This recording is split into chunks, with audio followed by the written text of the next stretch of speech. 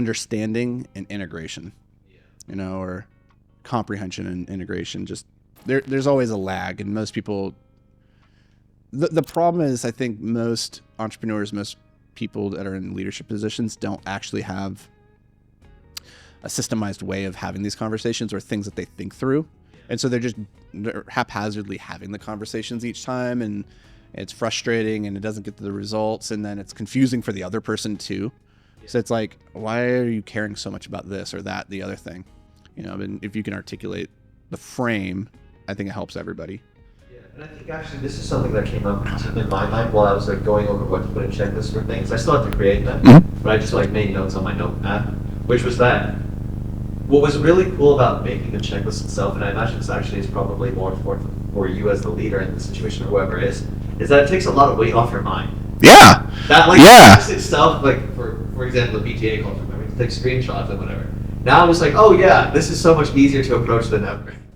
It makes it so that you free your mind of the tedium of the repetitive, because anything that's repeated is not inherently valuable, right? Like the more it's repeated, the less valuable it is. And so if it's something that can just be repeated and automated, then don't let it take up any more of your brain space than it needs to. Just put it as a checklist item and then execute it when you see it. And that frees your mind then to do the higher leverage single task, like problem solve things uniquely for the first time. It's much more. Think about it this way. Like the most valuable thing that you can do in a business is not solving a problem that's already been solved. It's solving problems that have yet to be solved. And checklists are your way of solving problems that have already been solved with as little bandwidth and mental energy as possible, so that you have the full weight of your mental bandwidth to solve problems that have not yet been solved in the business. Okay, got it. Does that make sense? Because that's I think a lot of employees, a lot of people in businesses, they don't get that. Because they look at checklists, they look at routines, these structures, the protocols, SOPs, and they're like, you're just trying to micromanage me. You're trying to tell me what to do, and I have my own unique way of doing it, and blah, blah, blah, this, that, and that. Great. You have your own unique way of doing it. Document it, right? Because what I don't want you to do is to find a new way to solve the problem each time you do the problem. That's stupid. And it's not scalable. And I used to run into this a lot with employees because, I hire a dog so that it can bark. Not that I have to, not so I have to teach it how to bark. Yeah. Right. I think Steve Jobs said, don't hire dogs to teach them how to bark. And I was like, okay, I'll hire smart people who know what they're doing, and I trust that they know what they're doing, and I'll give them the space to do the thing that they're doing. They have their own way. They have their own process. I'm going to stay out of their genius. But then what ends up happening is most people do have their own way of doing things, but it changes every goddamn time. Because humans are not consistent and routine oriented and system oriented.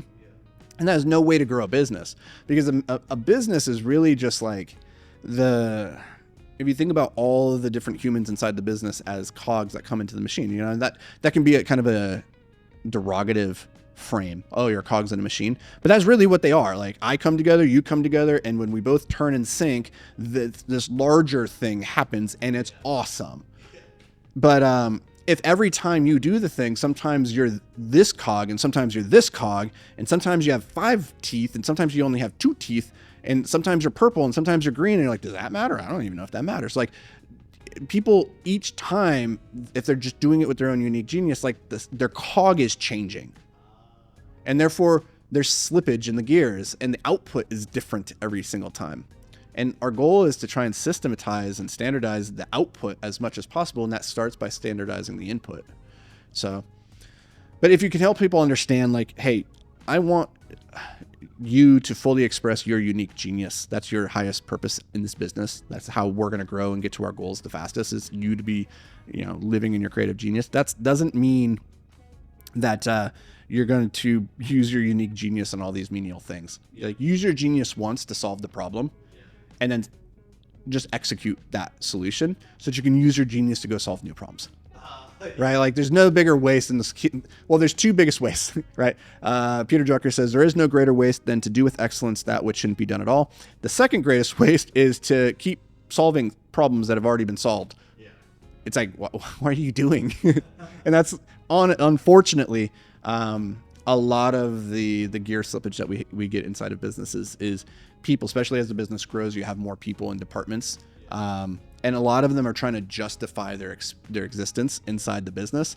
And so they don't necessarily want to take on new workloads and solve new problems, because most people are lazy and they just want to show up to work, punch the clock, do the thing, right? That's totally fine. That's not people I want to be surrounded with, but I'd say most people are like that. The problem with those people then is they just, every day they'll find a new way to solve the problem that was already solved 100 times in this, or they'll do it like at a substandard level because they know how to get it to a good enough level rather than to the great level. Because in their mind, they're like, oh, good enough, I solved the problem. It's like, no, good enough isn't the problem. Continual evolution, continual growth and improvement, that's the problem. How do we continually make this better tomorrow than it was today? That's the problem. The problem, like going back to your example, like having a checklist for the group coaching calls, to take a screenshot, just to remember, when do I do it? The goal isn't to take the screenshot each week and just be like, oh, I did it. The goal is like next week, oh, how do I get an even better screenshot? How do I get a better screenshot this time? And so each time you have that item on the checklist and you think, okay, what would make for a good screenshot this time? Oh, he's in the middle of this. He has this drawing. These people are in the shot, right? Or it's framed like this, or it's not blurred, right? So each time you're like, how do I make it better? That's the problem that you should be solving over and over and over and over again. The problem you shouldn't be solving is remember to do the thing. Yeah. And like most people just never make it past that first phase, which is unfortunate. And speaking of unique genius versus the checklist, right? Because it seems like what you're saying is that the unique genius typically separates itself from the checklist. But the way I'm kind of seeing it, at least when I do checklists for you, is that it's like the unique genius operates within the parameters that is the checklist. I don't know if that makes any sense. Yeah, it's the master. The master understands the rules when they apply and when they don't apply, right? But it all starts by first understanding the rules. And like, I would hazard a guess that most of the genius creators and artists and innovators of the past had a systemized way. They didn't just sit down and chaotically spawn the new idea, the new painting. It didn't just burst onto the thing, right? Most painters, I'm gonna guess, have a routine. Oh, I get my thing out. I turn on the music. I do this. I clean my brushes. I do that, right? And it's so like part of the programming that they don't even think about it anymore. Whereas, the beginners, they probably spend so much of their mental bandwidth being like, oh, now I need to get the easel. Now I need to get the paints. Oh, if I put the easel here, the sun's going to be on it, so I need to move it now. So they're having to think through all this stuff for the first time over and over and over because it hasn't become like a habitualized process for them. But okay, got it. I think geniuses just typically have better processes. Geniuses. Yeah, often. Like, and honestly, like, this is why they say, an idiot with a plan beats a genius without. Because an idiot without a plan is like indiscernible from a genius without. Yeah. Because you're like, oh, he just shows up, he does the thing, he gets the result. He is an idiot, but he turned the crank. He got the prize. The genius, he's a freaking genius, but like he never turned the fucking crank, so he never got the thing. He was too busy doing all this other shit, right? So it's like, yeah, it's like little simple concepts, but they were pretty pivotal for me when, I kind of entered into that next phase of my life around my 30s where I was like, okay, I've been kind of a genius without a plan. How can I regress and become an idiot with a plan?